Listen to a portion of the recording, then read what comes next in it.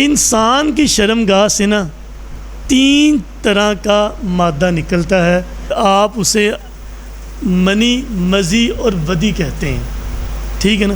یہ مسئلہ سمجھانا ضروری ہے۔ اچھا میرے بھائیوں، یہ تینوں چیزیں اگر آپ کے کپڑوں کو لگ گئی ہیں نا، کپڑوں کو لگ گئی ہیں تو آپ کے کپڑے ناپاک ہو جائیں گے۔ لیکن ان میں صرف ایک منی ایسی ہے کہ جس کی وجہ سے آپ کو نہانا بھی ضروری پڑے گا۔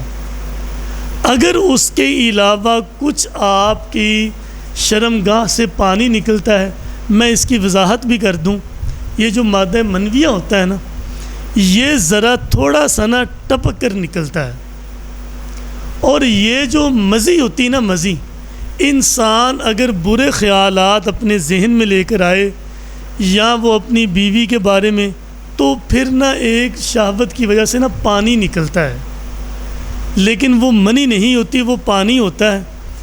اب وہ پانی جو ہے نا، وہ شرمگاہ کے ساتھ ہی لگ جاتا ہے یا کپڑوں کو، وہ بالاتفاق نجس ہے، بالاتفاق۔ اگر وہ کپڑوں کو لگ گیا ہے نا، تو آپ نے کپڑوں کو لازمی طور پہ دھونا ہے۔ ویسے آپ نماز اس میں نہیں پڑھ سکتے، لیکن اس سے نہانا ضروری نہیں ہے۔ اور آخری جو ودی ہوتی ہے، ودی، یہ ایک بیماری ہوتی ہے، ایک بیماری۔ بعض لوگ ہیں ان کو پیشاب کے بعد کچھ قطرات آتے ہیں، اگر یہ تو بیماری ہے، مسلسل آ رہے ہیں، تو پھر آپ نے صرف نماز کے لیے وضو کرنا ہے، ایک دفعہ اپنی شرمگاہ دھو لینی ہے اور پھر آگے نماز پڑھتے جانا ہے۔